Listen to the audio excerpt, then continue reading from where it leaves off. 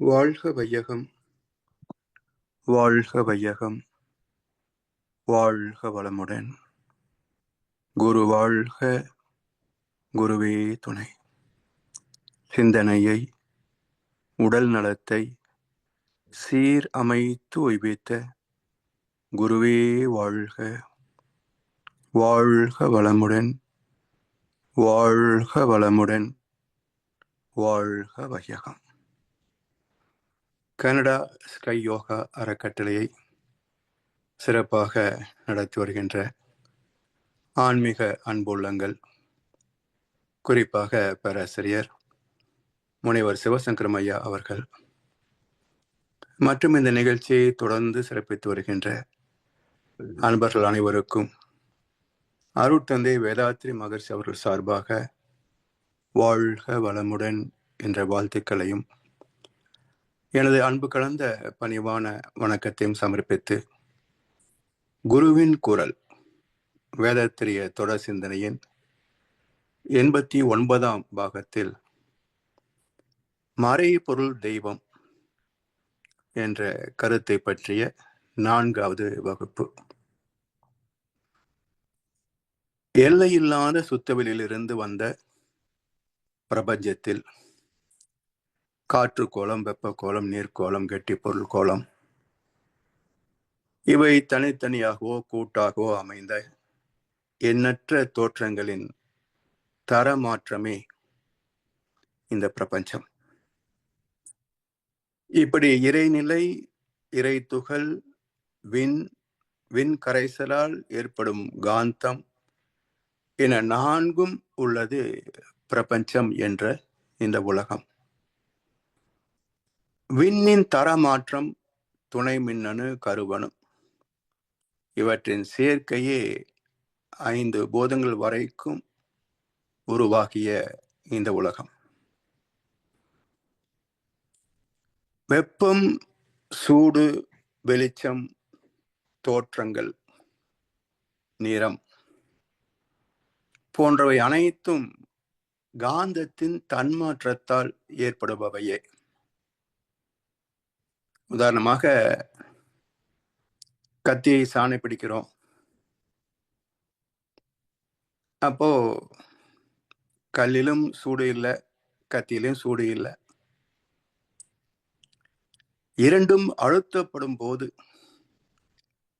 இடையில உள்ள காந்தம் நெருப்பு பொறிகளாக தன்மாற்றம் அடைகிறது அல்லவா?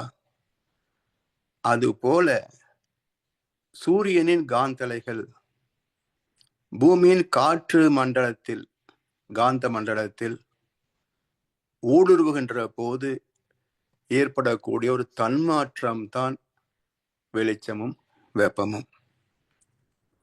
எனவே ஆக்சிஜன் என்ற அணுக்கூட்டில் வெப்பமில்லை. ஆக்சிஜனின் காந்தலைகளை வெப்பமடைய செய்வது ஹீலியம் என்ற சூரியனினுடைய அணுக்கள் தான். பூமியின் மையத்திலே நெருப்பு உண்டு. காரணம், அளவுக்கு அதிகமான அணுக்கள் நெருங்குகின்ற போது அவை பருத்தோற்றங்களாக, உலோகங்களாகவோ ரசாயனங்களாகவோ மாற முடியாமல் சிதையும். அட்டாமிக் ஃபிஷன் என்று சொல்வார்கள், அணுச்சிதைவு. அப்படி சிதைகின்ற போது எப்படி அணுகுண்டு வெடித்தால் நெருப்பும் ஓசையும் வெப்பமும் வெளிப்படுகிறதோ, அது போல இங்கு அணுக்கள் சிதைகின்ற போது அபரிமிதமான வெப்பம் வெளிப்படும். அதன் தாக்கத்தால் மையப்பகுதியில் உள்ள மற்ற கெட்டி பொருட்கள் எல்லாமே எரிந்துவிடும், நெருப்பாக மாறிவிடும். இப்படி ஒரு பெரிய நெருப்பு பூமி நடுமையத்துல எப்போதும் கனன்று கொண்டே இருக்கும். அதனுடைய கனல் மேல் பகுதி வரைக்கும் வந்து உயிர்கள் வாழ்வதற்கு உதவியாக இருக்கிறது. இது எப்படி?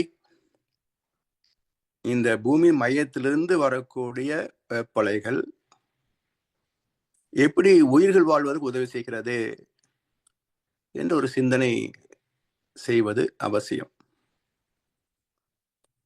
ஒரு கீரை விதை மண்ணை லேசாக பறித்து தூவிவிட்டால் போதும், 4 நாட்களில் அது முளைவிட்டு வெளிவர ஆரம்பிச்சுடும். இப்ப அந்த விதைகளை ஒருடி ஆழம் மண் பறித்து உள்ளே போட்டு மூடிவிட்டால் அது முளைக்க முடியுமா? அப்படியே மக்கி போகும்.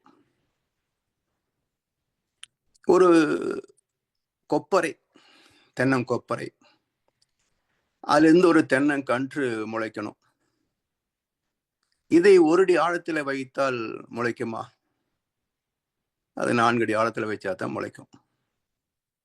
அப்போ காரணம் என்ன? இதையே 4 அடி ஆழத்துல வைக்கணும், இது ஏன் வச்சா கருகி போயிடும் என்று சிந்தனை செய்தால்தான் விதியிலே உள்ள அந்த ஸ்பெசிபிக் கிராவிட்டி, அணு திரட்சி என்ற அறிவியல் சிந்தனைக்கு எட்டும்.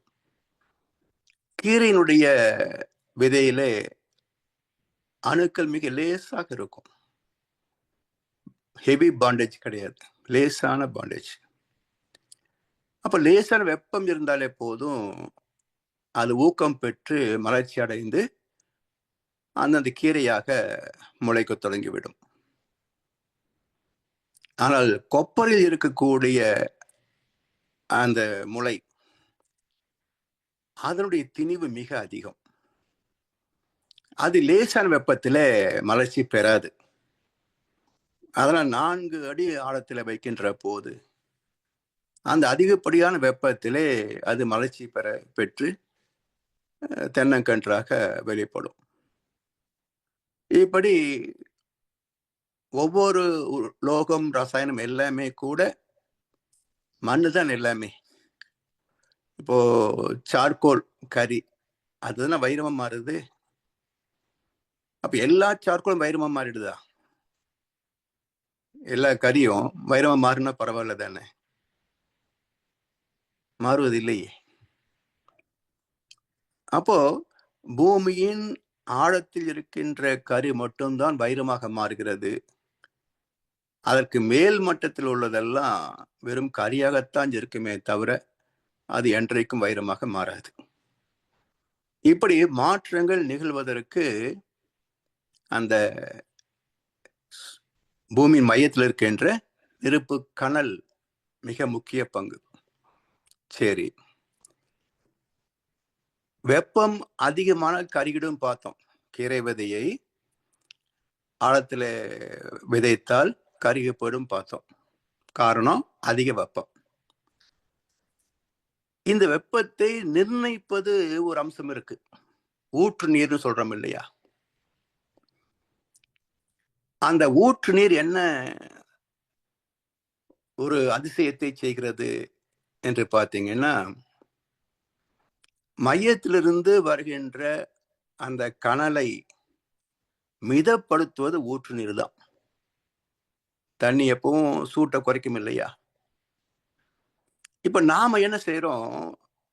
விஞ்ஞானத்தை கொண்டு ஆழ்குழாய் கிணறுகளை அமைக்கலாம் என்று கண்டுபிடிச்சிட்டோம். இப்போ இந்தியாவில் குறிப்பா தமிழ்நாட்டில் பார்த்தீங்கன்னா, ஒரு வீடு கட்டுறதுக்கு முன்னாடி ஒரு போர் போட்டுருவோம். முதல்ல எல்லாருக்கும் என்ன நினைப்புன்னா, பூமிக்கு கீழே ஒரு கடல் இருக்குன்னு நினைப்பு. அது வற்றாமல் வந்து கொண்டு இருக்கும் என்ற ஒரு நினைவு. இப்படி ஆங்காங்கே சட்ட விரோதமாக, சட்டத்துக்கு தெரிந்தோ தெரியாமல லஞ்சம் தந்தோ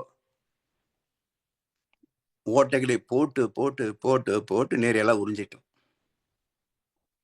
இப்ப என்னாகும்? மையத்திலிருந்து வருகின்ற கனல் மிதப்படுவதற்கான நீர் அங்க ஊற்றுல இல்லை. என்னாகும்? அந்த ஆற்றல் அப்படியே மேல வரும். இப்ப அதிக வெப்பம் மேல வந்தால் தென்னை மரத்தின் வேர்களே காய்ந்து போனது. கண்ணார பார்த்தோம். ஆழியார் போற வழியில, பொள்ளாச்சியில, சுற்றுப்பக்க கிராமங்கள் எல்லாம் அத்தனை தென்னை மட்டைகள் உதிர்ந்து போய் அந்த மரமே கருகி கூம்பி இருந்ததை நான் பார்த்தேன். எந்த விஞ்ஞானியும் இதை ஆராய்ச்சி பண்ணல, பண்ணினாரோ வெளியே சொன்னாரோ எந்த ஊடகமும் அதை பற்றி பேசவே இல்லை. எல்லாரும் பெரிய தாம்பாளத்தில் உட்கார்ந்துக்கிட்டு மந்திரம் சொன்னாங்க மழை வேண்டி. இப்படி ஊற்று நீரை எல்லாம் எடுத்து மரங்களை காய வைத்து விட்டு மந்திரம் சொன்னால் மழை வரும் என்று நம்புகின்ற முட்டாள்தனத்தை விஞ்ஞானிகள் கூட சுட்டி காட்டுவதில்லை. மக்களுக்கு எப்படி தெரியும்? ஏதோ இயற்கையின் காரணம் மறுபடியும் மழை வரும், மறுபடியும் பிரச்சனை தீர்ந்து போயிடும். மக்களுக்கு மறதி மிக அதிகம். அது சமுதாயத்தை பற்றிய விஷயம்னா மக்களுக்கு அது உள்ளே போகாது. அப்படியே வாகனத்தில் போற போது நம்ம வெளியே பராக் பார்க்கிறோமே, அது போல மறந்துடும். இப்படி இயற்கை புரிந்து கொள்ளாத ஒரு மனித சமுதாயத்துல பற்றாக்குறை, இயற்கை சீற்றங்கள் ஏன் வராது? எனவே ஊற்று நீரை நாம் எடுக்கவே கூடாது என்பது வள்ளுவ பெருந்தகையே சொல்லிட்டார். 2050 ஆண்டுகளுக்கு முன்பே ஒரு தத்துவ விஞ்ஞானி. 2ஆம் அதிகாரமே வான் சிறப்பு. 10 குறட்பாக்களும் வான்மழையைத்தான் பேசினேவே தவிர ஊற்று நீரை பத்தி பேசவே இல்லை. அவருக்கு பிறகு 2வது நபர் ஊற்று நீரை பற்றி பேசிய 2வது நபர் என்றால் வேதத்திரி மகர்ஷி அவர்கள். ஊற்று நீரை மறந்திடுவோம், மலைகள் தம்மை குடைந்து சுவர் எழுப்பி மழை நீரை தேக்கிடுவோம், ஆண்டு முழுவதும் தேவைக்கொப்ப அதை சிக்கனமாக பயன்படுத்திக் கொள்வோம் என்று நீரை பற்றி கவி எழுதிச்சிருக்காரு மகர்ஷி அவர்கள். ஆனா என்னுடைய யாருடைய காதுக்கும் இன்னும் எட்டவில்லை அது. சரி, இப்போ இந்த பூமியில 3/4 பாகம் நீர், கடல் நீர். இந்த கடல் மணலாக மண்ணாக மாறுகிறது என்பது ஓரளவுக்கு நமக்கு தெரியும். இது தொடர்ந்து நிகழ்ந்து கொண்டிருக்கிறது என்பதை கொஞ்சம் நம்ம சரித்திரத்தை புரட்டி பார்த்தால் தெரியும். ஒரு 60-70 ஆண்டுகளுக்கு முன்பு வச்சுக்கலேன், நான் பள்ளியில படிச்ச காலம். 75% நீர், 25% மண் என்று பேசுவோம்.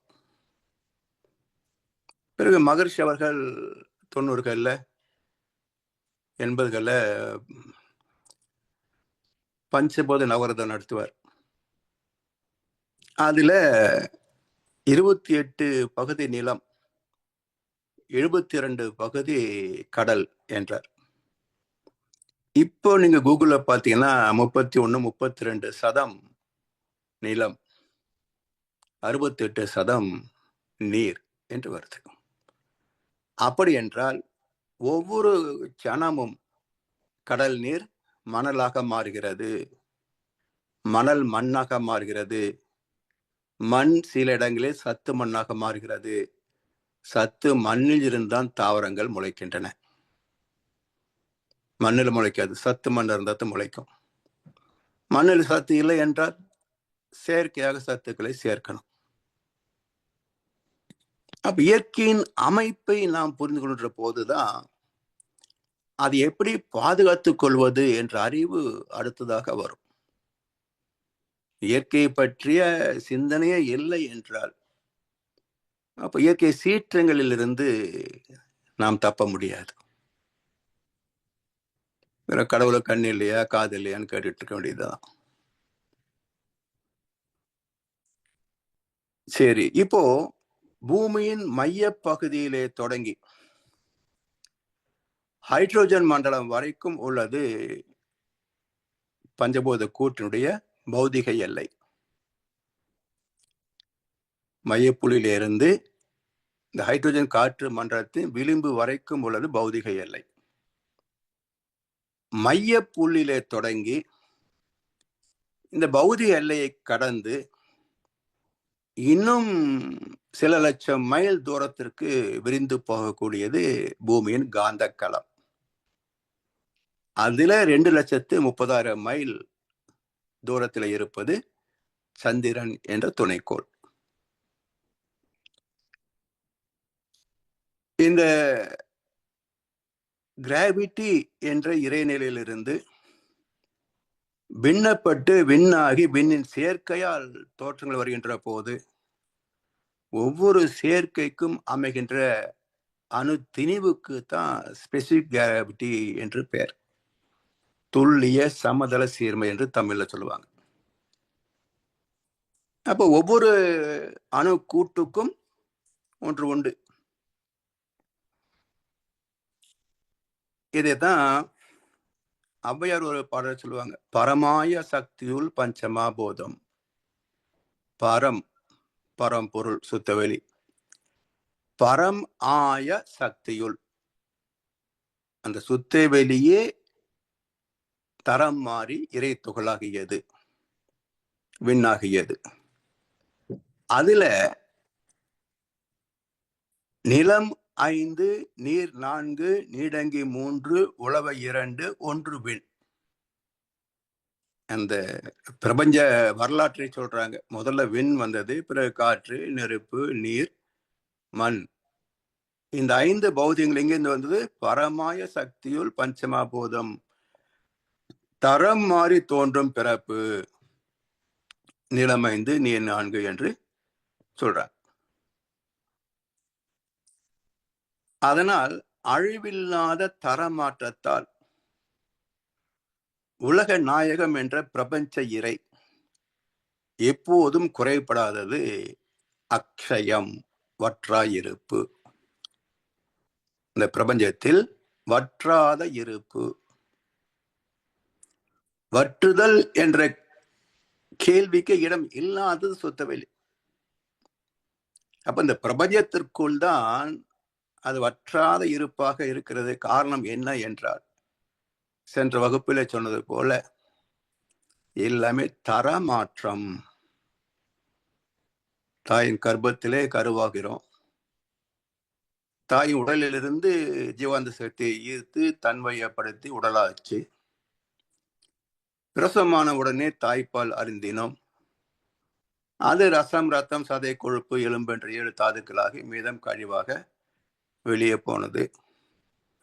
தாய்ப்பால் குறைந்த போது பசும்பாலோ பலரசமோ பயன்படுத்தினோம்.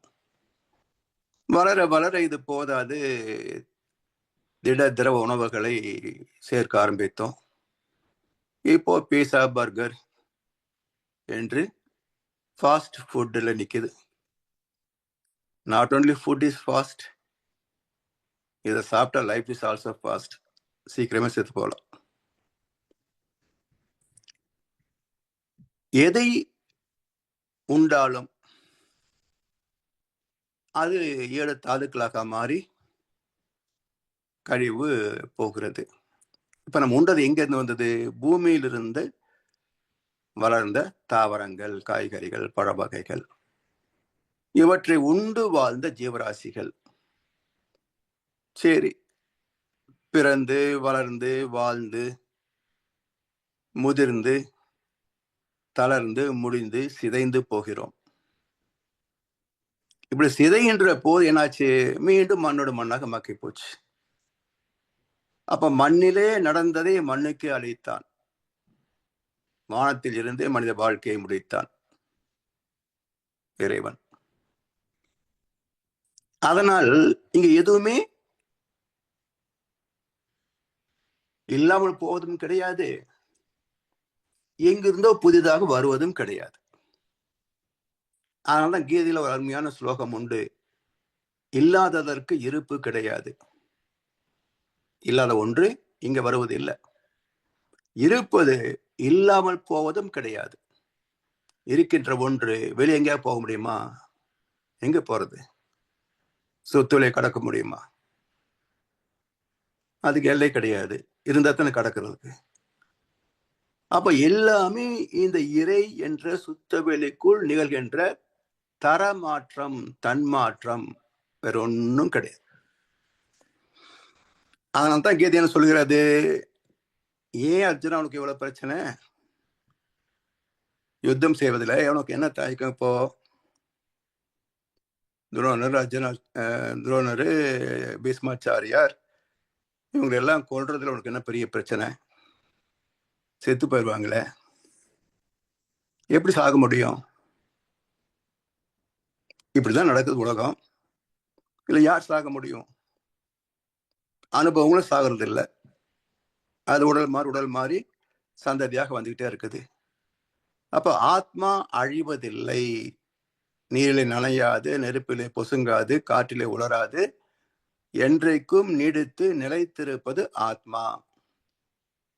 உடல்கள் மாறுமே தவிர ஆத்மா அழிவதில்லை. அழியாத ஆத்மாவை பற்றி நீ எதுக்கு விசனப்படுற? அது எப்படி? இப்படிலாம் இந்த உடம்பு மறுபடியும் வரவா போகுது? சரி, இந்த உடல் நிரந்தரமா? எத்தனை ஆண்டுகள் வாழ்ந்தாலும் ஒரு நாள் செத்துத்தான் ஆகணும். இதுதான் விதி. என்றால் சாக போகின்ற உடலை பற்றி நீ கவலைப்பட்டு ஆவது என்ன? இப்போ 2 வகையில, ஒன்று தத்துவ ரீதியாக இயற்கை ரகசியத்தின்படி ஆத்மாவுக்கு அழிவில்லை என்று புரிந்து கொண்டாலும் சரி, சாதாரண மனநிலையில உடல் வாழ்கிறது, இதுதான் நிஜம் நினைத்தாலும் இது ஒரு நாள் செத்து போகும் என்பதும் தவிர்க்க முடியாது என்று ஏற்றுக்கொண்டாலும் சரி, எப்படி இருந்தாலும் இதை பற்றி நீ கவலைப்பட வேண்டிய அவசியம் என்ன? உன்னுடைய கட்டுப்பாட்டில் இல்லாத, உன்னால் தவிர்க்க முடியாத ஒன்றை பற்றி நீ வருத்தப்பட்டு என்ன புண்ணியம்? இதுதான் எல்லா பிரச்சனைகளுக்கும் காரணம். இது ஒரு ஸ்லோகத்தை நான் புரிஞ்சுட்டோம்னு சொன்னா வாழ்க்கையில கவலையே இருக்காது, பிரச்சனையே தெரியாது. எனவே இந்த உடல் பிறந்தாலும் வாழ்ந்தாலும் அழிந்தாலும் உலகத்தில், பிரபஞ்சத்தில் ஒரு மாற்றமும் கிடையாது. உள்ளதே தரமாற்றம் அடைகிறது, தன்மாற்றம் அடைகிறது, வேற ஒண்ணுமே கிடையாது. So association of energy particles is mass, is man body. Dissociation of energy particle is space. அவ்வளவுதான். அப்ப இந்த உலக வாழ்க்கை தோற்றம் என்பதே சேர்தலும் பிரிதலும், கூட்டலும் கழித்தலும், வேற ஒண்ணும் இல்லை. அதனால் இது வற்றா இருப்பு, குறைவதே இல்லை, வற்றாத இருப்பு. அடுத்தது பேராற்றல், மிகப்பெரிய ஆற்றல். எவ்வளவு பெருசு இதனுடைய ஆற்றல்? எவ்வளவு, என்ன அளவு, என்ன கணக்கு என்றால், வெட்டவெளி சக்தி என்பது இல்லையானால் வேறு எந்த பொருள் வலிது பிரபஞ்சத்தில்? தொடப்பட்ட இரு பொருட்களோடு தொட்டதாய் உணரும் அனுபவம் யாது? பட்ட பகலில் வானில் மீன்கள் தோன்றா, பார்வையில்லாருக்கு அவை எந்த நாளும் காணா. எட்டவில்லை அறிவுக்கு என்பதனால் உள்ள இயற்கை ரகசியம் எங்கே ஒளிந்து கொள்ளும்? கடைசி 2 வரை மிக அற்புதம். எட்டவில்லை அறிவுக்கு என்பதனால் உள்ள இயற்கை ரகசியம் எங்கே ஒளிந்து கொள்ளும்? இவங்க அறிவுக்கு கடவுள் எட்டல, எல்லாம் கோவில் கர்ப்பகிரகத்துலதான் இருக்கிறாரு. அவர் சொன்னா கேட்பாரு, கேட்டா கொடுப்பாரு. சுத்த வெளியெல்லாம் ஒன்றும் கிடையாது.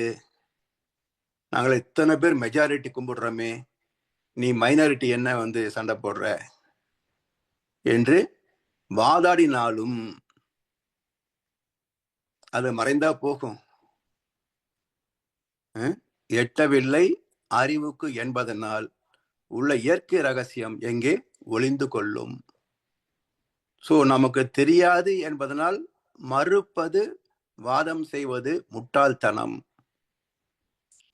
தெரிந்து கொள்வதற்கு முயற்சி செய்ய வேண்டும். அதுதான் வளர்ச்சிக்கு அடையாளம். எனவே இந்த உலக அனைத்தையும் தாங்குகின்ற ஒன்றுதான் வலிமை மிக்கதாக இருக்க முடியும். இப்ப இவ்வளவு பெரிய பிரபஞ்சம், அளக்க முடியாத அளவிலே உள்ள ஒரு பிரபஞ்சம், இவ்வளவும் தாங்கிக் கொண்டிருக்கிறதே ஒன்று. வலிவு இல்லை என்றால் தாங்க முடியுமா? அதனால் அது பேராற்றல். மற்ற அனைத்தும் எல்லை கட்டிய ஆற்றல், சிறிய ஆற்றல். சரி, மூன்றாவது பேரறிவு. ஏன் பேரறிவு? நமக்குள் இருப்பது சிற்றறிவு, பகுக்கப்பட்ட சிற்றறிவு. அது உடல் அளவிலே தான் யோசிக்கும், உடலை கடந்து யோசிக்க முடியாது. அப்ப உடலை கடந்து ஆராய்ச்சி செய்யக்கூடிய அறிவுக்கு என்ன பேர் வைக்கிறது? தொகுத்தறிவு, முற்றறிவு, கடைசியில பேரறிவு. அப்ப தொகுத்தறிவு, முற்றறிவு என்பது என்ன? எனக்குள் மட்டும்தான் பகுத்தறிவு இருக்கா? கொஞ்சமா அறிவு இருக்கான்னு கேட்கிறாங்களே. அறிவில்லாத மனுஷன் உண்டா? அறிவில்லாத ஜீவன் உண்டா? அறிவில்லாத பொருள் உண்டா? அறிவில்லாத பூதம் உண்டா? பஞ்சபூதம் உண்டா? அறிவில்லாத இடம் எங்கே? இயக்கம் எங்கே? மனிதன் எங்கே? ஜீவன் எங்கே? அப்ப எல்லாவற்றுக்குள்ளும் அறிவு இருந்தாலும் அது அந்தந்த உடல் அளவில் எல்லை கட்டிருப்பதனால் இது சிற்றறிவு, பகுத்தறிவு. அப்ப முதல் வளர்ச்சி என்ன? என்னை போல் 820 கோடி மக்களுக்கும் அறிவு உண்டு. யார்கிட்டையும் போய் உனக்கு அறிவு இருக்கான்னு கேட்க வேண்டிய அவசியம் இல்லை, இருக்கு. இதை கடந்து இந்த பிரபஞ்சம் முழுவதையும் இயக்கிக் கொண்டிருக்கிறதே ஒன்று. யார் இயக்குறாங்க? பேரியக்க மண்டலம் பெரிதுதான் என்றாலும் ஓர் இயக்கமாக, ஒரே இயக்கமாக உந்தன் உடலாய் அதை காண்கின்றேன். அப்படி காண்கின்ற போது என்ன தெரியுது? சீர் இயக்கங்கள் எல்லாம் சிந்திக்க பெரும் வியப்பு. சீர் இயக்கம் என்றால் எல்லாமே ஒரு விதிப்படி இயங்கிக் கொண்டிருக்கிறது. விதி விலக்கே கிடையாது. உலகம் முழுவதும் எல்லா இயக்கங்களும் ஒரு விதிக்கு கட்டுப்பட்டு இயங்குகின்றன. சீர் இயக்க ஆற்றலாம் சிந்திக்க பெரும் வியப்பு. உனையன்றி பேரண்டத்தை யார் இயக்க வல்லாரே? உனையன்றி பேரண்டத்தை. உன்னை தவிர, சுத்தவெளியாகிய உன்னை தவிர வேறு யார் இவ்வளவு துல்லியமாக இவ்வளவு பெரிய உலகத்தை நடத்த முடியும்?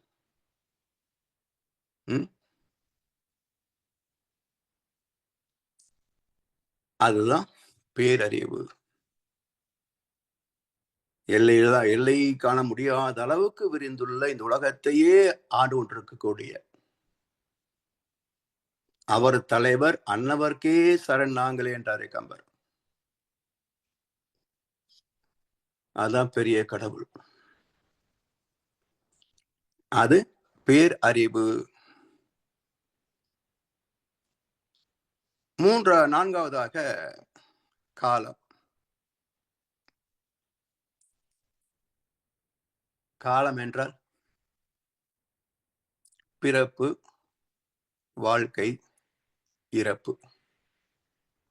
பிறப்புக்கும் இறப்புக்கும் இடைப்பட்ட நீட்சி ஆயுள். இதான் நம்மை பொறுத்த வரைக்கும் காலத்தின் கணக்கு. இந்த ஆயுளை கணக்கிடுவதற்கு நாள்காட்டி என்ன சொல்லுது? வினாடி முதல் ஆண்டு வரைக்கும் சொல்லும்.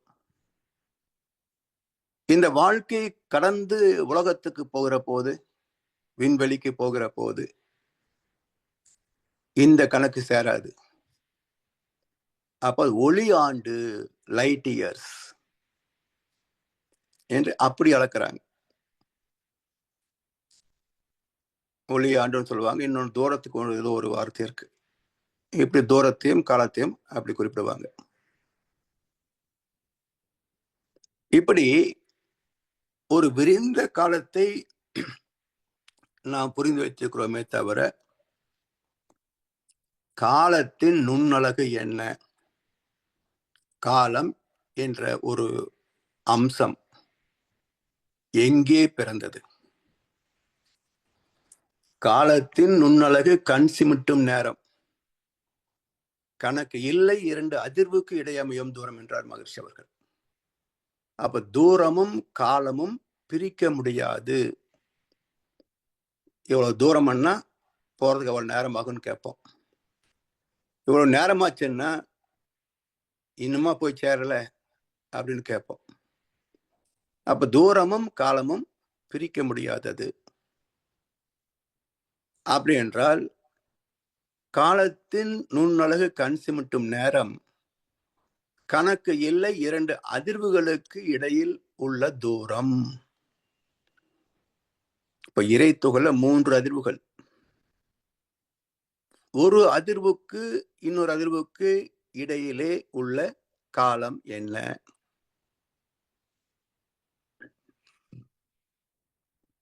அதாவது இயக்கம் ஒரு புள்ளியில் துவக்கம். இயக்கம் ஒரு புள்ளியில் தான் துவக்கம். மீண்டும் அதே புள்ளி சந்திக்கின்ற போது ஒரு வட்டம். அந்த புள்ளிக்கு பக்கத்துல இணையாமல் அடுத்த வட்டத்துக்கு போனால் என்ன சொல்வோம்? விரிவலை, ஸ்பிரிங், ஸ்பைரல். எப்படி இருந்தாலும் தொடங்கிய புள்ளிக்கு பக்கத்துல வந்தால் ஒரு வட்ட கணக்காயிடுது இல்லையா? அப்ப தொடங்கிய புள்ளியிலிருந்து மீண்டும் அதே புள்ளிக்கு வருவதற்கு என்ன நேரம் எடுத்துக்கொண்டதோ அதுதான் காலத்தின் நுண்ணழகு. இப்ப இறைத்துகள் தோன்றிய போது காலம் பிறக்கிறது. நுண்ணிய காலம் எவ்வளவு என்றால் ஒரு புள்ளியில் தொடங்கிய வேகம் மீண்டும் புள்ளியை நெருங்குகின்ற வரைக்கும் உள்ள நேரம். அதுதான் காலத்தின் நுண்ணழகு.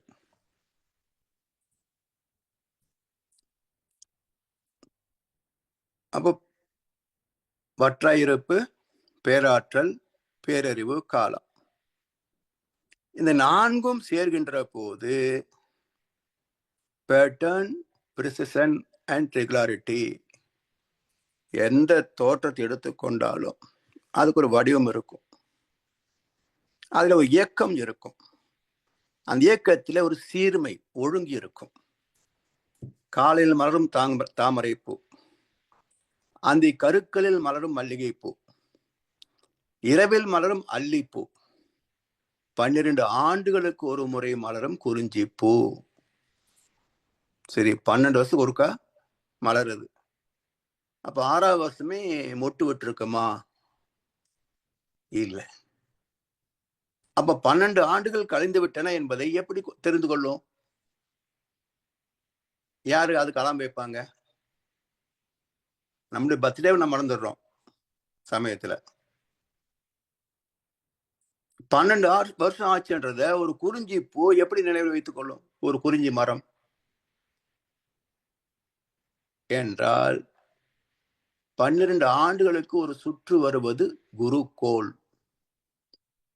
அப்ப குருவின் அலைகள் குறிஞ்சி மரத்தின் மீது படுகின்ற போது அது பூக்க தொடங்கி விடுகிறது.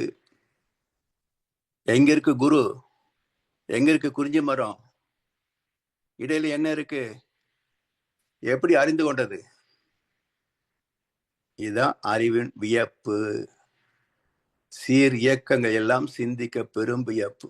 எங்க இருக்கிற குரு கோள், எங்க இருக்கிற குறிஞ்சி மரம், எப்படி கனெக்ஷனு, எப்படி பூக்க ஆரம்பிக்குது, அதிசயமா இல்லையா?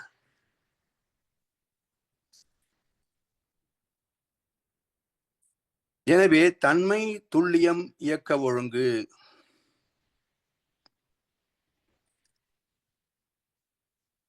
உடலுக்கு காலம் என்ன 120 ஆண்டுகள் அப்படின்னு இயற்கை தந்த கணக்கு.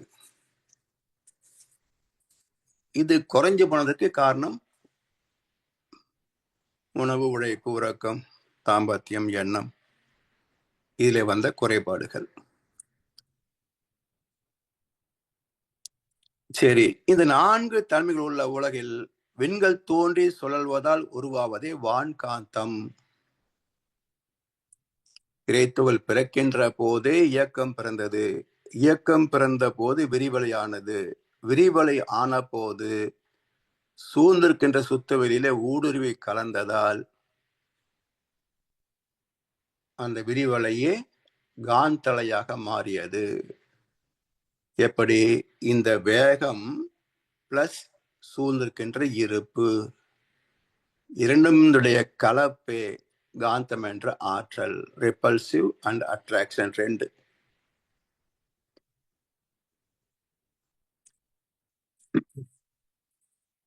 இதுல இந்த காந்தத்துக்கு என்ன சொல்றோம்? வான்காந்தம். இந்த உலகத்துல வான்காந்தம் என்று பேசுகிறோம்.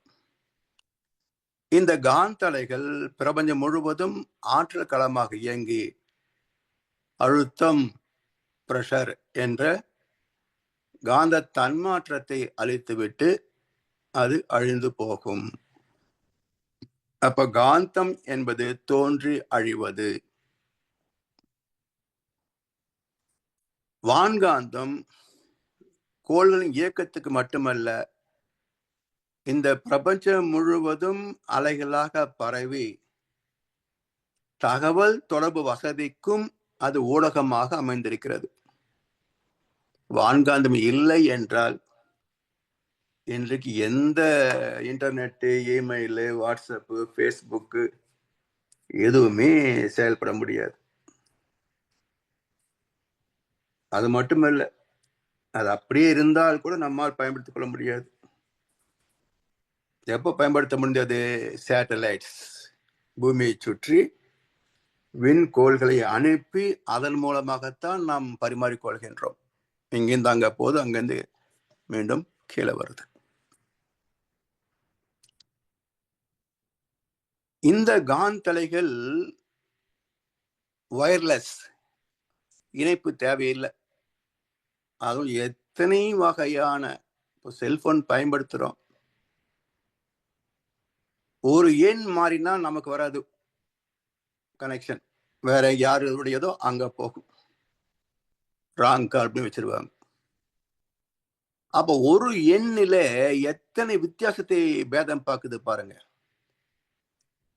அது மட்டுமல்ல, இன்டர்நேஷனல் கோட் வேற. அந்த கோடு போடலைன்னா நாடு கடந்து போகாது.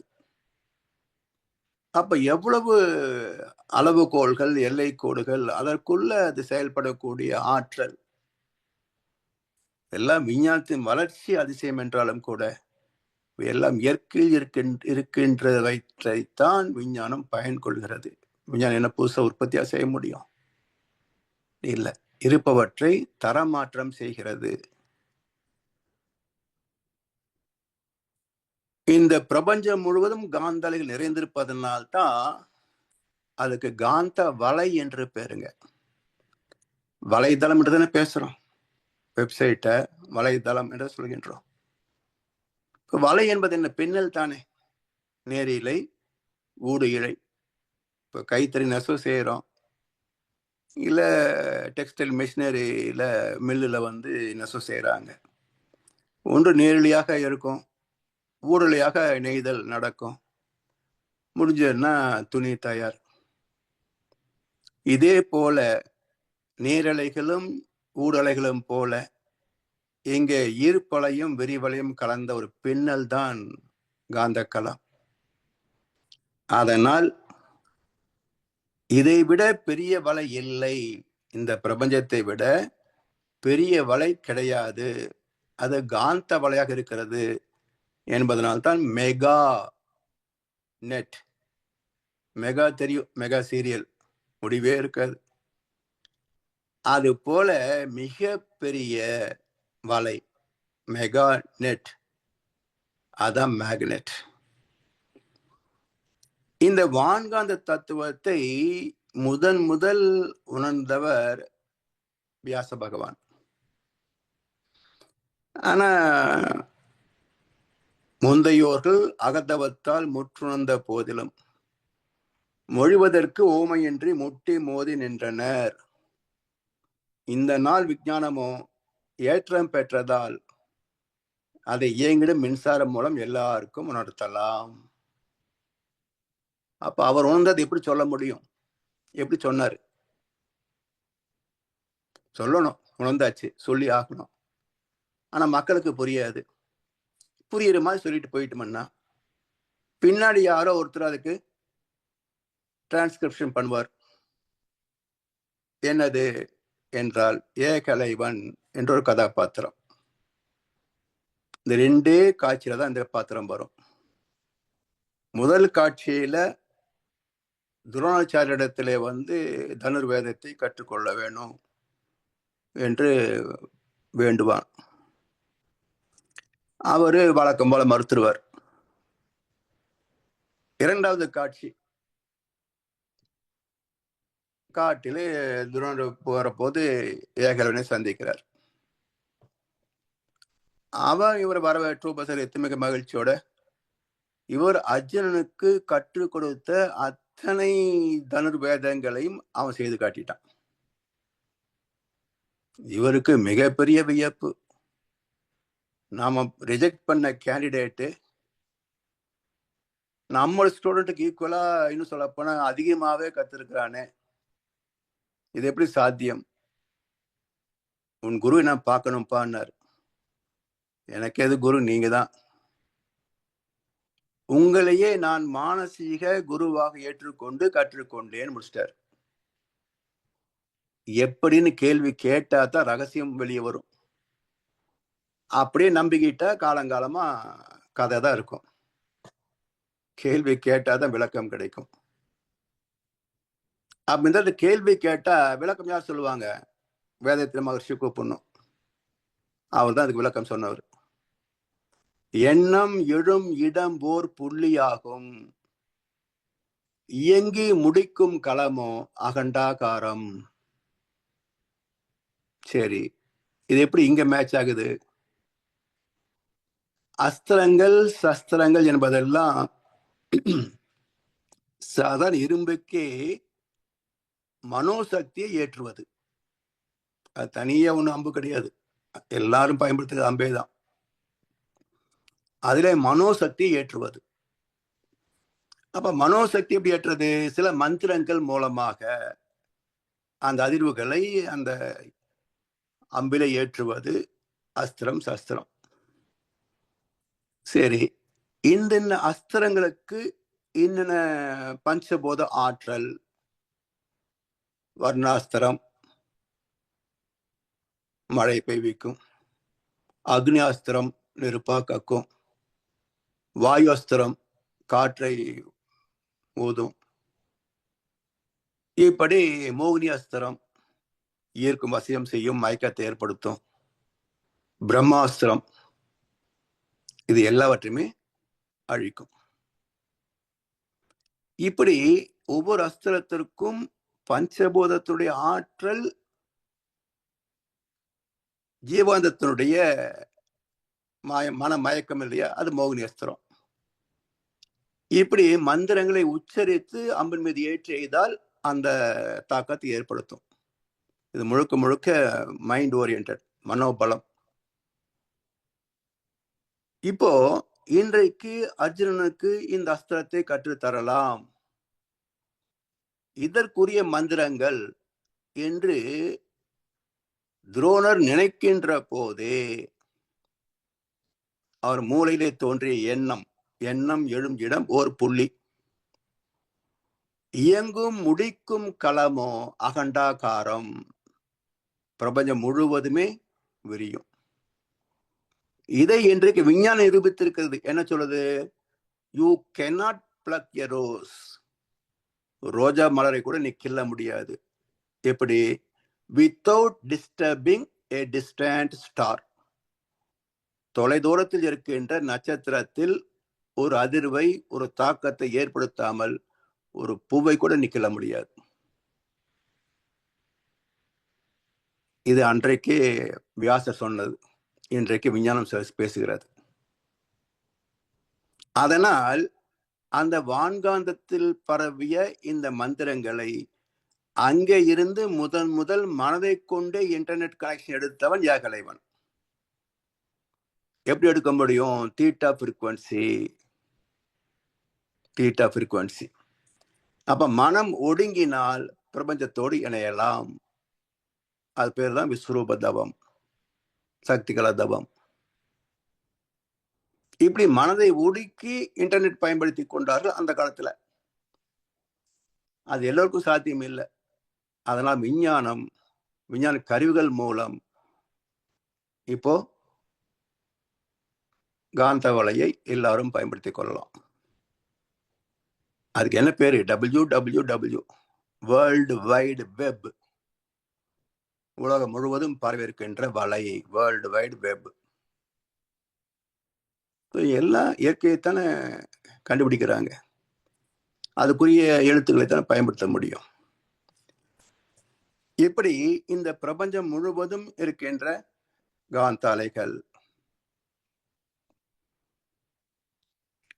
இப்படி வான்காந்த தத்துவத்தை அன்றே உணர்ந்த மகான் வியாச பகவான் பிறகு அறிவியல் பயன்படுத்தியிருந்தாலும் அதை எத்தனை பேருக்கு தெரியும்? இது மகர்ஷி அவர்கள் வந்த பிறகுதான் நமக்கு இதெல்லாம் தெரியுது. எனவே எந்த ஒன்று அறிந்திடில் இறைவன் முதல் உயிர் வரை எல்லாவற்றையும் உணர்த்துமோ அதுவே காந்தமாம். முந்தையோர்கள் அகத்தவத்தால் முற்றுணர்ந்த போதிலும் மொழிவதற்கு ஓமையின்றி முட்டி மோதி நின்றனர். இந்த நாள் விஞ்ஞானமோ ஏற்றம் பெற்றதால் அதை இயங்கிடும் மின்சாரம் மூலம் எல்லாருக்கும் உணர்த்தலாம். அந்த மெய்ஞானத்தோடு அணு விஞ்ஞானம் இரண்டையும் அறிந்து ஒய்ய பாலம் போன்ற ஆக்க ஞானம் காந்தமே என்று பிரபஞ்ச பஞ்ச தன்மாற்றங்கள், பஞ்ச பூதங்களோடு அதன் சைடு ப்ராடக்ட்,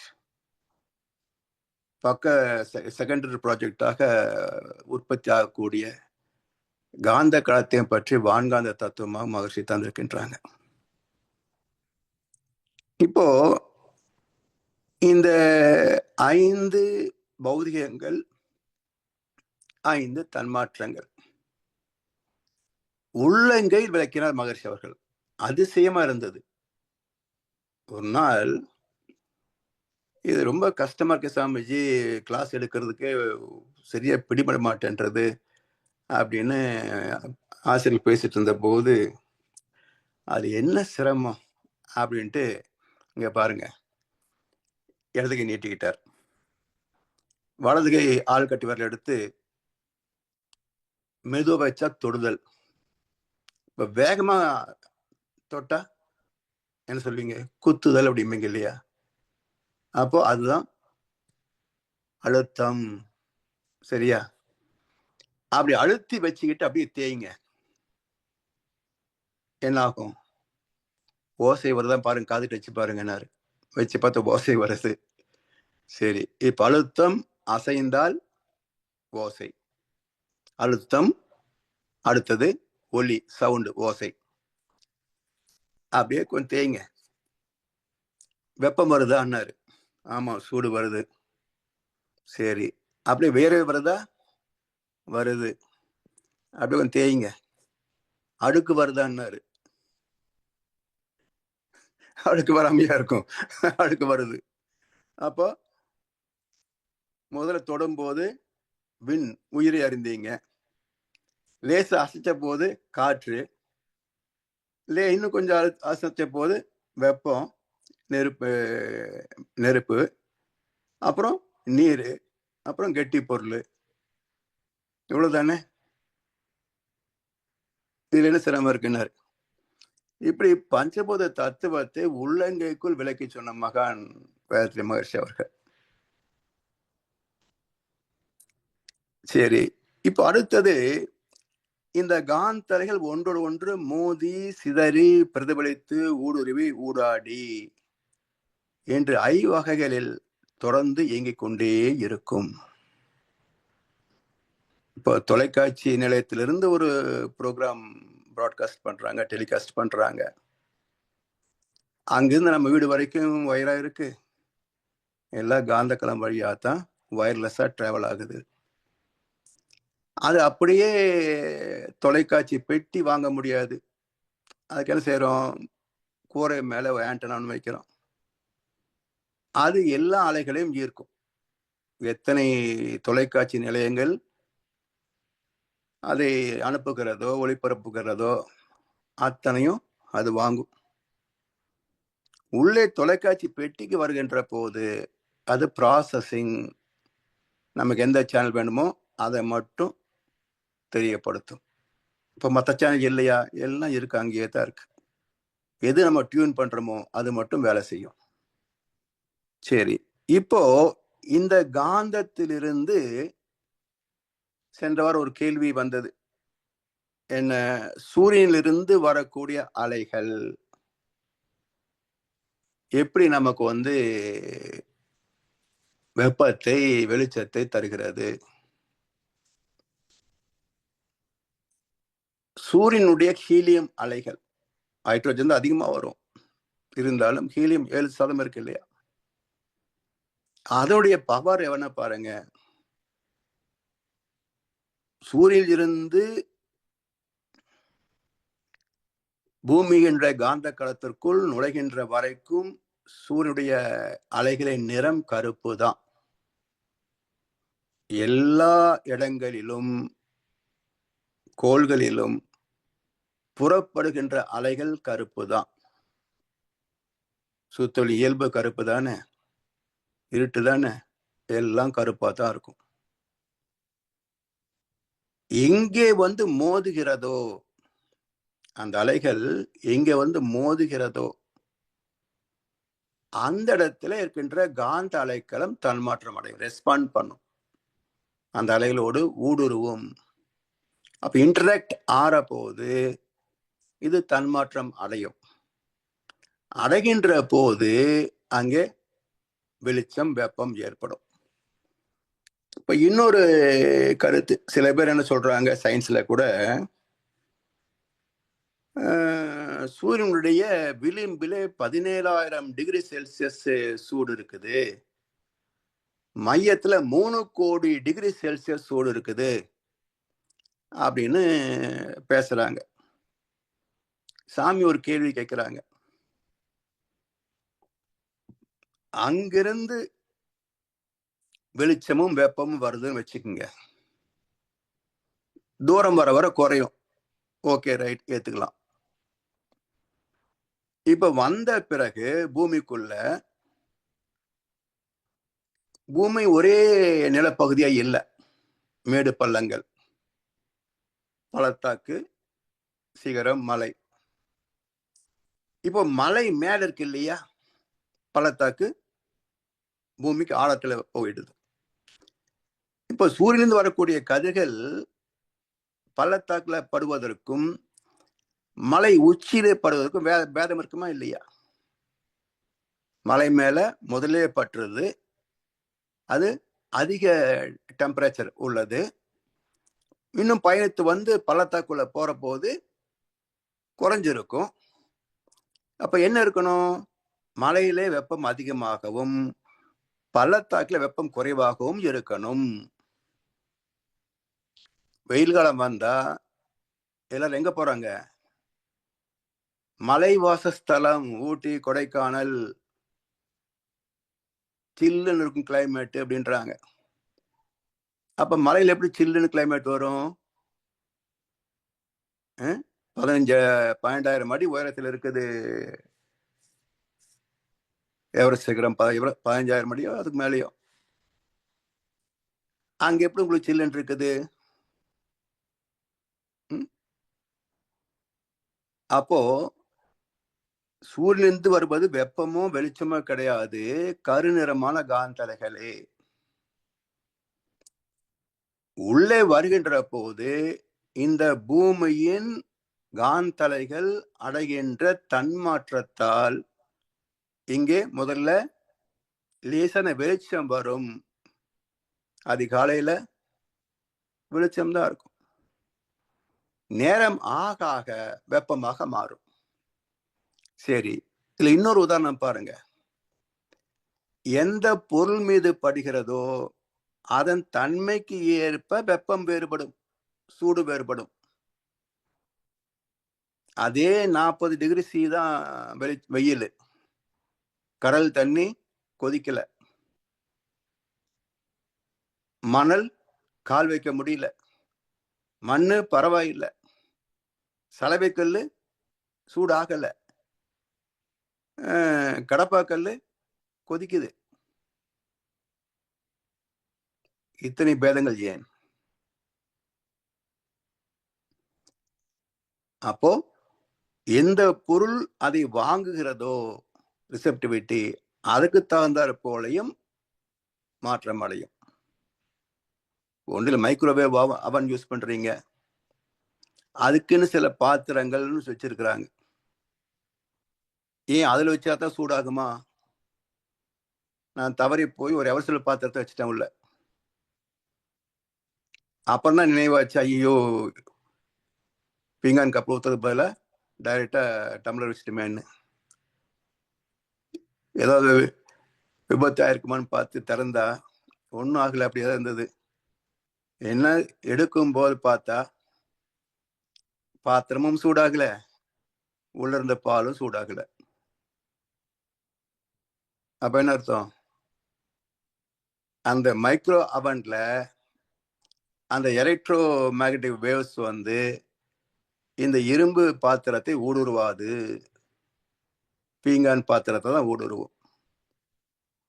அதனால் அப்போ ஒரு பொருளுக்கு பேதம் இருக்குல்ல, ஒரே வெப்பத்தை செலுத்துறீங்க, ஒன்று சூடாச்சு ஒன்று சூடே ஆகல. இது போல பொருளின் தன்மைக்கேற்ப மாறுமே தவிர வேறு கிடையாது. அதனால் அலைகள் ஓடுவதில்லை என்பது சென்ற வகுப்புல பார்த்தோம். கோள்கள் சுழல்வதற்கான காரணம், ஒரு தாய்க்கோளை சுற்றி ஓடுவதற்கான காரணம் எல்லாம் போன வகுப்புல பார்த்தோம். இப்ப இந்த கிளைமேட்டிக் அது மட்டும் இல்ல, இந்த சீசன் சொல்றோம் பாருங்க, SEASON ஸ்பெல்லிங். அதுக்கு SON அப்படின்னா அதுக்கு அர்த்தம் வேற இல்லையா? அப்ப என்ன சரியான ஸ்பெல்லிங் அப்படின்னா SEAC கடல், SUN சன் சூரியன். இந்த கடலும் சூரியனும் சேர்ந்ததனால்தான் பருவங்கள். வெப்ப கோடை காலத்துல கடல் தண்ணி அதிகமா ஆவியாகும். ஆவியான பிறகு அங்கே இருக்க முடியுமா? கோடை காலத்துக்கு அடுத்து மழை காலம். மழை வந்த பிறகு எல்லாமே குளிர்ச்சியா இருக்கும். அப்போ வசந்த காலம், குளிர்காலம், மறுபடியும் கோடை காலம். அப்ப சீயும் சன்னும் இல்லைன்னா இங்க சீசனே கிடையாது. அதனால SEASUN என்பதுதான் சரியான ஸ்பெல்லிங். யாராவது சொல்லலாம், இந்த மொழி துறைக்கு உலகத்தில் ஒருத்தர் இருப்பாங்க இல்லையா, அவங்ககிட்ட சொல்லலாம், SON போட்டிருக்கீங்க, மகனுக்கும் கடலுக்கும் சம்பந்தம் இல்லை, கடலுக்கும் சூரியனுக்கும் தான் சம்பந்தம் இருக்கு. அதனால் தயவு செய்து இந்த ஸ்பெல்லிங்கை மாற்றி சீசன் என்ற சொல்லுக்கு SEASUN போடுங்கன்னு சொல்லலாம். மாத்திக்குவாங்க. சரி, அடுத்ததாக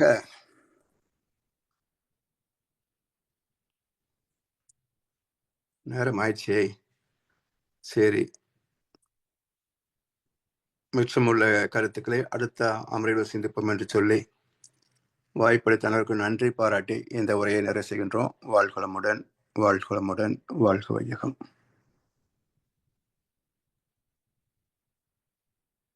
வாழ்க வளமுடன் ஐயா, மிக்க நன்றிகள். வாழ்க வளமுடன் ஐயா. சிறப்பையா. நாங்கள் நண்பர்களுடைய கேள்வி பதில் பகுதிக்கு செல்வோம் ஐயா. ஐயாவிடம் உங்கள் கேள்விகளை கேட்க விரும்புவர்கள் அல்லது சந்தேகங்களை தெளிவுபடுத்த விரும்புவர்கள் கைகளை உயர்த்தி கேட்கலாம்.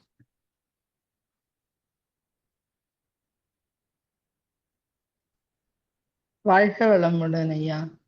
வாழ்க வளமா. நல்ல விளக்கம் ஐயா. லாஸ்ட் வீக் இப்போ 2 நாள் முன்னாடி கேட்ட கேள்விக்கு நல்ல விளக்கம் சொன்னீங்க.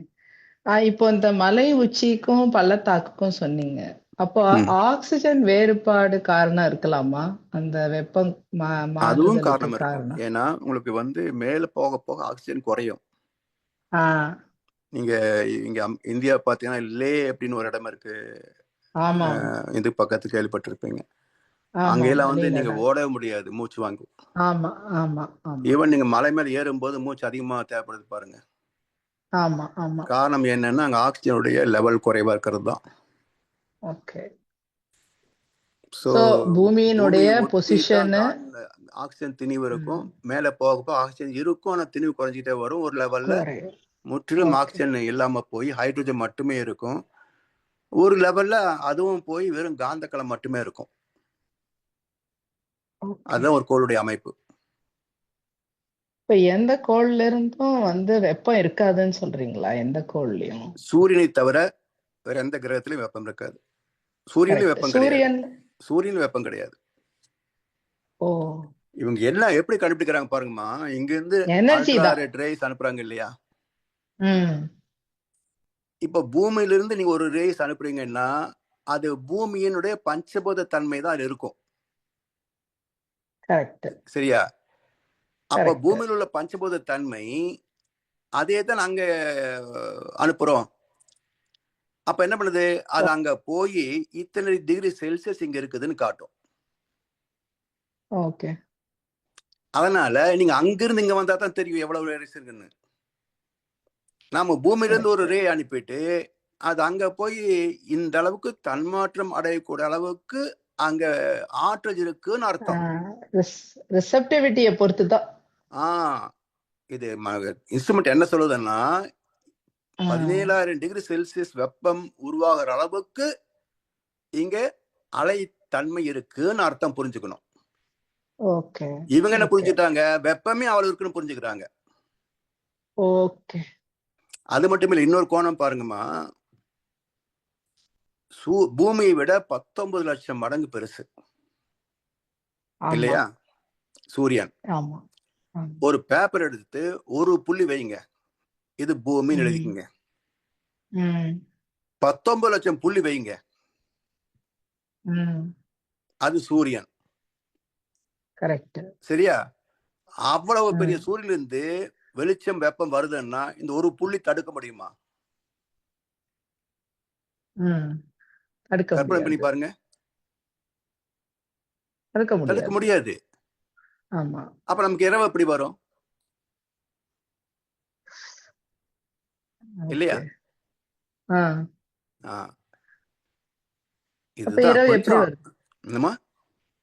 அப்ப இரவு எப்படி வருது? இரவு ஏன் வருதுன்னா நமக்கு தன்மாற்றம்.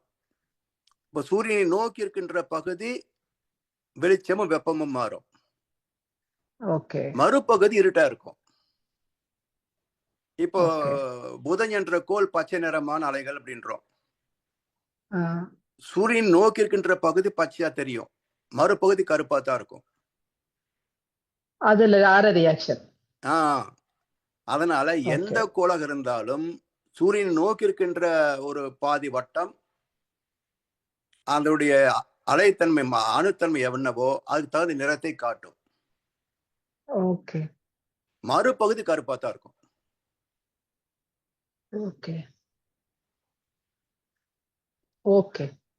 நல்ல நல்ல விளக்கம். ஒரு முற்றிலும் ஒரு வித்தியாசமான கோணம். இல்ல, சாமிஜி சொன்ன கருத்துக்கள் இதெல்லாம் நீங்க ஆன்மீக விளக்குன்னு ஒரு புக்கு, சாமிஜியோட புக் இருக்குமா? அப்போ 90s சாமி எழுதின புக் அதெல்லாம். அதெல்லாம் படிச்சு யோசனை பண்ணினா தான் நமக்கு தெளிவு கிடைக்கும். நேத்து நெட்ல செக் பண்ணும்போது ஹைட்ரஜன் ஹீலியம் அந்த ரியாக்ட் பண்ணும்போது ஃபியூஷன் வருதுன்னு சொல்லி போடுறாங்கய்யா. ஆ ஆ ஆ அதெல்லாம் கற்பனை தான் இல்லையா? அது சயின்ஸ்ல கற்பனைன்னு சொன்னாங்க ஒத்துப்பாங்க. நம்ம கற்பனைன்னு சொன்னாங்க ஒத்துக்க இல்ல மாட்டாங்க. சயின்ஸ் வந்து வளரக்கூடியது தானம்மா. கரெக்ட். எண்டு வரலையே இன்னும். சயின்ஸ் எண்டு கிடையாது இல்லையா?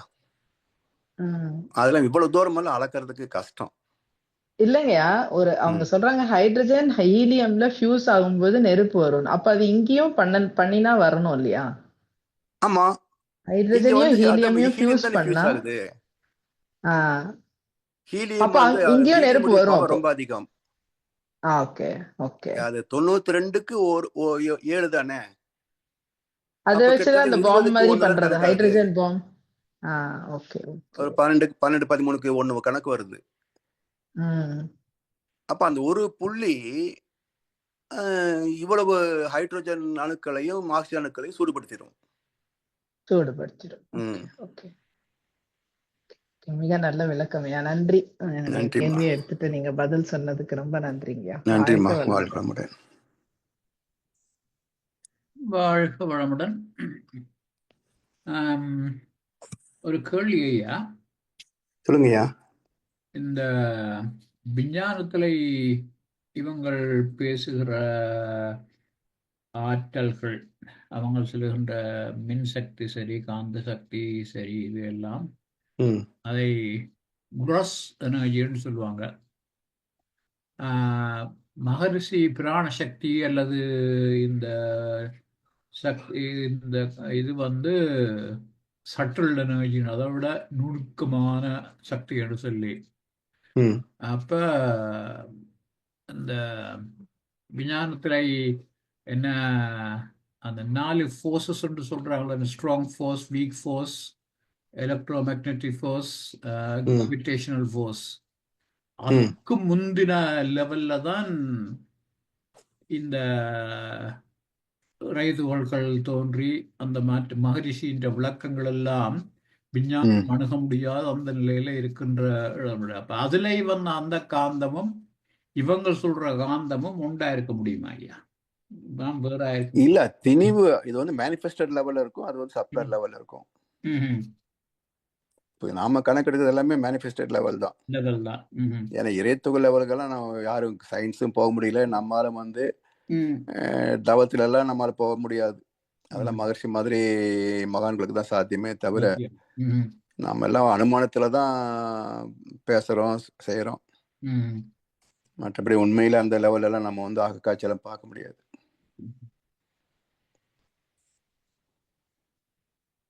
நன்றி ஐயா. பட் சாமி சொல்லக்கூடிய லாஜிக் எல்லாம் நமக்கு சரியா பொருந்தது, சயின்ஸுக்கும் பொருந்தது இதெல்லாம். ஏன்னா சயின்ஸ் தேடிட்டு இருக்கிறாங்க. அது வளர்ந்து முழுமை பெறும் போது சாமி அதுக்கும் தெளிவா சொல்லிட்டார். ஒரு எண்ட் பாயிண்ட் சொல்லிட்டார், காட் பார்ட்டிகிள் அண்ட் காட், ரெண்டு தவிர மற்ற எல்லாத்தையும் விஞ்ஞானம் கண்டுபிடிச்சிருந்தார்.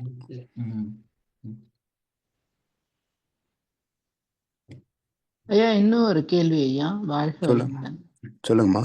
ஐயா, பூமிக்கும் நிலவுக்கும் புவியீர்ப்பு சக்தி வித்தியாசப்படுவதற்கு என்ன காரணம்? இப்போ நிலவு வந்து பூமியோட மெதுவா தான் சுத்துறது. 6ல் 1 பங்கு தான் அதுக்கு கிராவிட்டி இருக்கு. ஏன், அதுக்கு ரீசன் என்ன? ஆக்சுவலா மெதுவா சுத்தினா கிராவிட்டி இன்னும் அதிகமா இருக்கணும் இல்லையா? விளக்கும் ஆற்றல் குறைவா இருக்கும். அப்ப ஈர்ப்பு உள்ள இருந்து இருக்கக்கூடிய சக்தி அதிகமா இருக்கணும் இல்லையா? கிராவிட்டி வந்து என்ன சொல்றீங்க? கிராவிட்டி என்பது என்ன? கிராவிட்டினா வெளியில இருந்து சூழ்ந்தழுத்தும் ஆற்றலும் இருக்கு, அது கான்ஸ்டன்ட். ஒரு அணுக்கு மத்தியிலும் ஒரு அந்த ஈர்ப்பு சக்தி இருக்குல்ல, உள்புக்கு பக்கமா இழுக்கிறது இல்ல, பிளாக் ஹோல்னு சொல்றோம். சயின்ஸ் சொல்லக்கூடிய கருத்து வந்து கிராவிட்டி என்பதே கிடையாது, ஒன்லி சரௌண்டிங் பிரஷர் ஃபோர்ஸ். அதுக்கு ரீசெண்டா நீங்க இதில் கூட யூடியூப்ல பார்த்துருப்பீங்க, ஒரு நாசால வந்து ஒரு டெஸ்ட் பண்ணியிருக்கிறாங்க. அதாவது ஒரு சேம்பர்ல டீஆக்சிஜனைஸ் சேம்பர் உள்ள ஹைட்ரோஜன் எடுக்க முடியாது, ஆக்சிஜன் வெளியே எடுத்துடுறாங்க, டீஆக்சிஜனைஸ் சேம்பர். அதுக்குள்ள நல்ல ஒரு ஹைட்ல இருந்து ஒரு கிரிக்கெட் பால், இன்னொரு பக்கத்துல ஒரு ஃபெதர், ரெண்டையும் சேம் டைம் டிராப் பண்றாங்க. கரெக்ட், ஒரே டைம் தான் விழும். நார்மல் இதுல பாத்தீங்கன்னா அது வேகமா வந்து கீழே வந்து அந்த கார்டன் பாக்ஸை ஓட்ட போட்டுருது. ஆமா, ஃபெதர் மெதுவா அசைஞ்சிட்டு வருது. ஆமா, அது வேக்யூம்ல வந்து அப்படிதான். வேக்யூம் கிடையாது ஆக்சுவலா, அது ஹைட்ரோஜன் இருக்கு உள்ள. ஆமா, ஓகே ஓகே. அப்ப என்ன, அது ரெண்டு ஒரே மாதிரி மிதந்து கீழே வர்றத பாக்குறாங்க. அப்ப என்ன ஓகே அர்த்தம்? கிராவிட்டி கிடையாது. சரி சரௌண்டிங் பிரஷர் ஃபோர்ஸ் தான் அதை அழுத்துகிறது. அப்போ சரி பூமியை விட சந்திரன் சிறுசு. ம் அது மட்டும் இல்ல, பூமியின் காந்த களத்துக்குள்ள அது மேய்ந்துட்டு இருக்குது. சரி அப்போ சந்திரனுக்கு தனித்த சூழலழுத்தம் கிடையாது. ம் ஏன்னா சந்திரனை கடந்தும் இன்னும் சில லட்சம் மைல் தூரத்துக்கு காந்த களம் போயிட்டு இருக்கு. ஓகே பூமிக்கும் சந்திரன் உள்ள இடை தூரம் தான் 2,30,000 மைல்.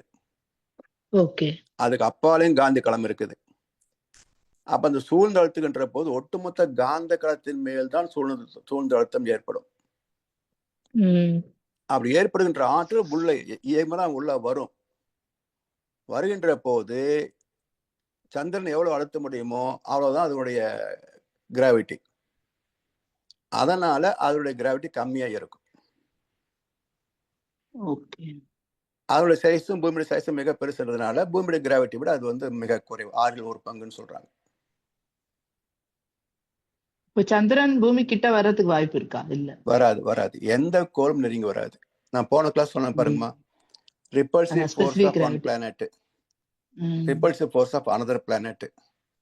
இந்த ரெண்டையும் சூழ்ந்தழுத்தம் எவ்வளவு அழுத்துதோ இதோட ரெண்டு ரிப்பல்சிவ் ஃபோர்ஸ் கூட்டுத்தொகை என்னவோ அது சமமா இருக்கும் எப்பவுமே. ஓகே அது சரௌண்டிங் பிரஷர் கான்ஸ்டன்டா இருந்தாலும் அந்த கோளினுடைய ரிப்பல்சிவ் ஃபோர்ஸுக்கு காரணமாக அந்த அழுத்தத்துல வேறுபாடு ஏற்படுதுன்னு சொல்றீங்களா? இல்ல இப்போ 2 கோள் வச்சுக்கோங்க. இப்போ பூமிக்கும் சந்திரனுக்கு எடுத்துக்கங்களேன். ஏன் 2,30,000? ஏன் 2 லட்சம் கூடாதா? கொஞ்சம் நெருங்கி 1 லட்சத்துக்கு வராதா? இல்ல தள்ளி 3 லட்சம் போயிடாதா? அப்படின்னா போகாது. ஏன்னா அந்த கான்ஸ்டன்ட் பிரஷர் ஃபோர்ஸ் அழுத்திக்கிட்டே இருக்குது. அப்ப என்ன ஆகுது? பூமியுடைய ரிப்பல்சிவ் ஃபோர்ஸுக்கும் சந்திரன் தனியா சுத்திட்டு தான் இருக்குது. அதோட ரிப்பல்சிவ் ஃபோர்ஸும் கூட்டினீங்கன்னா இந்த constant surrounding pressure force equal ஆகும். கரெக்ட். சோ அது மாறாது. அதனால இதுல எவ்வளவு அணுத்திணிவு இருக்குதோ அதுக்கு தகுந்த பிக்ஸ் ஆயிடுச்சுன்னா இதுவும் மாறாது. சரிங்கயா. இப்ப சேட்டலைட் எல்லாம் கொண்டு போய் ஒரு ஆர்பிட்ல நிறுத்துறாங்களே, அது எப்படி கிட்ட வராம அந்த இடத்துல நிக்குது? அந்த ஒரு பர்டிகுலர் இடத்துல அது கிராவிட்டி தாண்டி போயிடுது. அதாவது நம்ம காந்த மண்டலத்துல ஈர்ப்பு தாண்டி மேல கொண்டு போகணும். பட் அங்கேயும் மேல இருந்து அழுத்தக்கூடிய ஃபோர்ஸ் இருக்கும். அது சுத்தலையே, சேட்டலைட் சுத்துமா? நியூட்ரல் பாயிண்ட்ன்றாங்க. ஓகே. பூமியுடைய ரிப்பல்சிவ் ஃபோர்ஸ் இருக்குல்லம்மா, ஓகே, இது தள்ளும். ஆமா, சூழ்ந்த அழுத்தம் சேர்ந்து அழுத்துது. அந்த சென்டர் ஸ்பெசிபிக் கிராவிட்டி பாயிண்ட் போயிட்டீங்கன்னா ஓகே, அது அப்படியே மிதக்கும். பட் அது சுத்தணும்னு அவசியம் கிடையாது. சேட்டலைட் சுத்தணும்னு அவசியம் கிடையாது. ஆமா, இங்க இருந்து போறதா ஒரு சேட்டலைட் மாதிரி தான் போகுது. ஏதோ நம்ம பாக்குறோமே. ஆமா ஆமா, அப்படியே அது பிளேஸ் இருந்தா தான் நமக்கு இங்க இருந்து அனுப்பக்கூடிய சிக்னல் அங்க போய் ரிஃப்ளெக்டா மறுபடியும் கீழே வரும். ஆமா ஆமா ஆமா. அப்போ ஒரு நாட்டுல எவ்வளவு சேட்டலைட் அனுப்புறாங்களோ அந்த அளவுக்கு நமக்கு கம்யூனிகேஷன் தெளிவா இருக்கும்.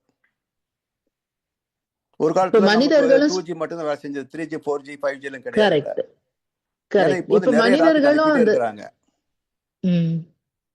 இப்போ வளர்ந்த நாடுகள் ஏற்கனவே நிறைய அனுப்பி வச்சிருந்தாங்க. அதனால அவங்க அட்வான்ஸா இருந்தாங்க. இந்தியா இப்ப நிறைய ராக்கெட் தொடர்ந்து அனுப்பிட்டு இருக்கிறதுனால நம்முடைய இன்ஃபர்மேஷன் சிஸ்டமும் இப்ப ரொம்ப எஃபிஷியன்ட்டா மாறிட்டு இருக்கு.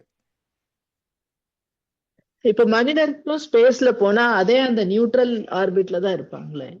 இப்பதான் அவங்க மிதக்க முடியும். மனிதர்களை ஸ்பேஸ்ல அனுப்பும் பொழுது அவர்களும் அந்த நியூட்ரல் சந்திரனுக்கு அனுப்புறாங்க.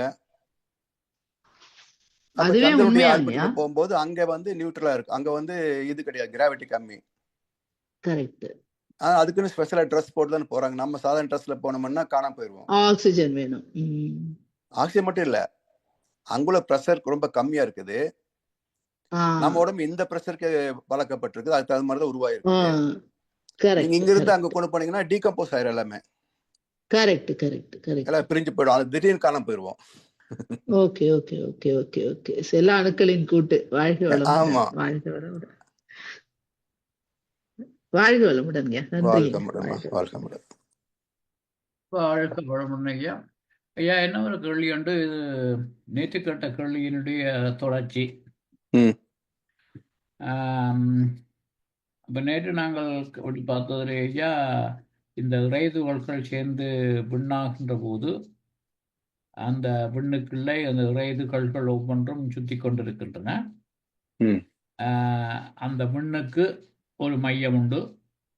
ம் அது வழி சுத்த வழி ம் மற்ற ஒவ்வொரு இறைதுகளும் சுற்றி கொண்டிருக்கின்றது. இப்ப ம் இந்த விண்கள் சேர்ந்து பஞ்சபூதங்கள் உண்டாகின்றது. ம் இப்போ முதலாவது ஆகாசம் என்ற பஞ்சபூதம் இதே விண்தான், விண்களின் தொகுப்பு. ம் அதுல இருந்து அடுத்த பஞ்சபூதம் தோன்றுகின்ற போது ம் இந்த விண்கள் நெருங்கி அடர்த்தியாக வருகின்ற போது அடுத்த பஞ்சபூதம் இங்கே இந்த பஞ்சபூதத்துக்குள்ள இப்ப அடுத்தது என்ன விண் என்றால் அடுத்த காற்றுக்குள்ள ம் காத்து மாறின அணுக்கள் மட்டும் இருக்குமா அல்ல அதுக்குள்ள விண்ணும் இருக்குமா? விண்ணு தானே காட்டுல வர முடியும். தனியற்ற விண்ணா, காத்தாக வராத விண் இருக்க முடியுமா? இருக்கும். அடிப்படை விண்கள் கூடினால் காற்று, கூடுனா காற்று. ஆனால் கூடுகின்ற போது காற்று அணுவாக வருகின்றது.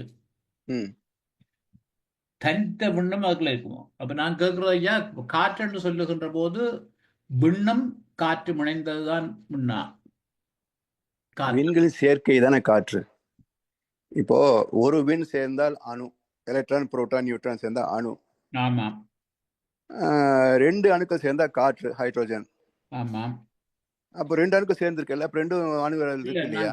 நான் எங்க போறேன் இப்ப காத்த விட நான் இப்ப இதுல பார்ப்போம், நிலத்தை பார்ப்போம். நிலத்திலை நிலம் என்று சொல்லுகின்ற போது அது தனியே நிலமா அல்லது அதுல நீர்த்தன்மை நீர் அணுக்களும் உண்டா காற்றணுக்களும் உண்டா எல்லாம் சேர்ந்ததுதான் நிலமா?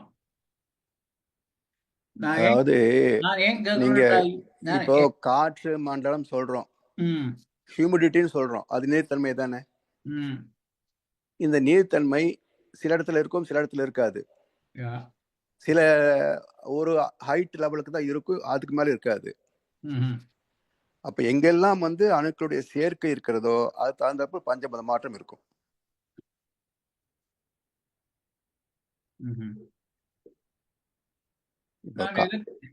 நான் ஏது கேட்கிறேன்டா ஐயா, நான் ஒரு ஒரு கட்டுரை எங்கேயோ வாசிச்சது, இந்த தன்மாத்திரைகளை குறிப்பிடுகின்ற போது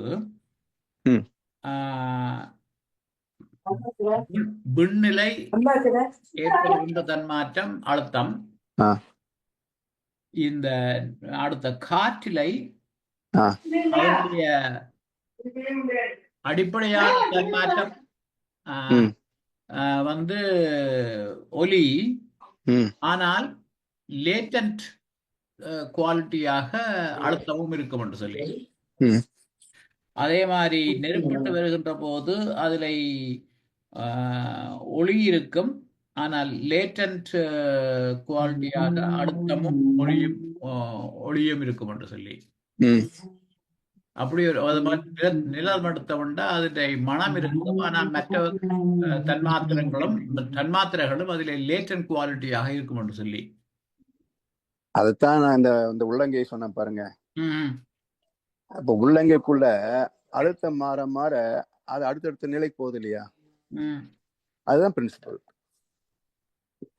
நீங்க அழுத்தமே தொடர்ந்து கொடுக்குற போது அது ஓசையா கொடுக்குது, அதே தொடர்ந்து கொடுத்தீங்கன்னா வெப்பம் கொடுக்குது, அதே தொடர்ந்தா நீரா மாறுது, அழுக்கா மாறுது. அப்போ ஒரே ஆற்றல் தான்,